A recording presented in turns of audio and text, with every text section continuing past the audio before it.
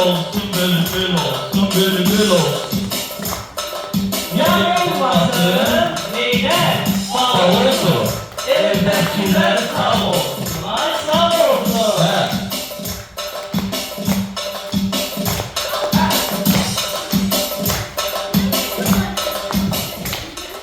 Hazırsınız uşaqlar, başlayalım.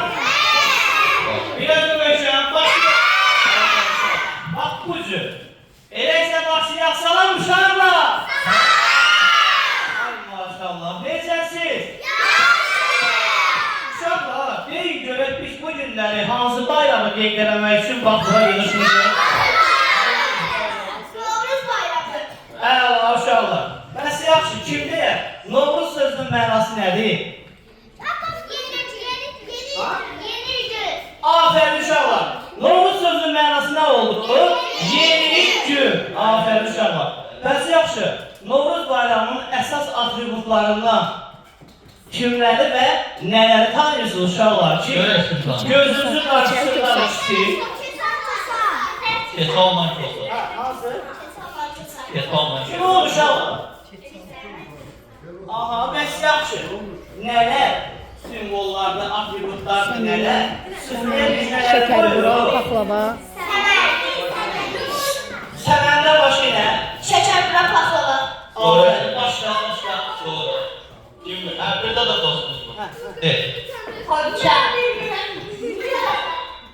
Ay Keşan. Sonra da dostumuz var. Benim. Evet. Konca. Konsa. Konsa. Konsanın içində nələr olur? Fındık, qoz Şeker bura. və say. İlla, kurma Ne kadar yeməli şey var falan. Mənim sağ da yeyəm. Betonlaşdıran maşını oxşayıram. Evet. Özlü fikri var. Buna bax elə. Kalxoz sərdim oxşayır. Kalkın Bey. Hə, uşaqlar. Bir dənə gözəl. İndi isə sizin qarşınızda Elsəvər müəllimi dəvət edirik bura. Evet, almışlar. Bu almışlar. Davet edeyim. İsterseniz servisini öğrensiniz sonra. Hoş geldiniz. Sayın